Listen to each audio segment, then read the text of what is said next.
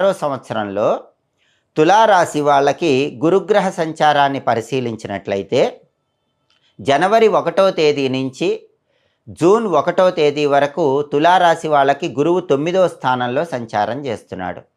భాగ్యస్థానంలో సంచారం చేస్తున్నాడు. అంటే అద్భుతమైనటువంటి యోగాన్ని కలిగింపజేస్తున్నాడు. దీనివల్ల జనవరి 1 నుంచి జూన్ 1 మధ్యలో తులారాశి వాళ్ళకి ఆకస్మిక ధనప్రాప్తి యోగం ఉంటుంది. అనుకోకుండా ఊహించని విధంగా ధనం బాగా కలిసొస్తుంది. అలాగే వంశపారంపర్య ఆస్తులు బాగా కలిసొచ్చేటటువంటి సూచనలు కూడా తులారాశి వాళ్ళకి జనవరి 1 నుంచి జూన్ 1 మధ్యలో ఎక్కువగా ఉన్నాయి.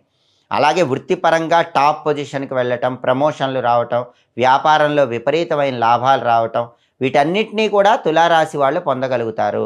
అలాగే ప్రాపర్టీస్ పరంగా కూడా మంచి ప్రయోజనాలు పొందగలుగుతారు. అయితే జూన్ 2 నుంచి అక్టోబర్ 31 వరకు మాత్రం గురువు 10వ స్థానంలో ఉంటాడు. అప్పుడు కొద్దిగా ఖర్చులు ఉంటాయి.